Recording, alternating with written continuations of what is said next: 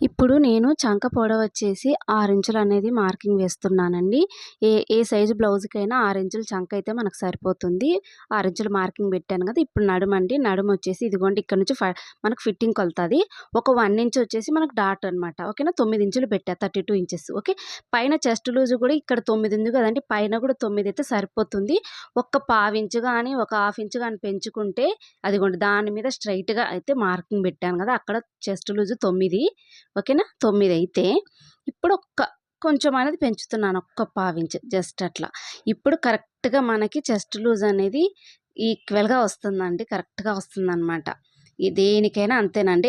ఈ డాట్ కొలత ఉంటుంది. దానిపైన మార్కింగ్ ఏస్తే సరిపోతుంది. సైడ్ కూడా 2 ఇంచులైతే నేను కుట్లల్లోకైతే వదిలాను. ఇప్పుడొచ్చేసి చంకొచ్చేసి ఒక బాక్స్‌లా అనేది మనం వేద్దాము.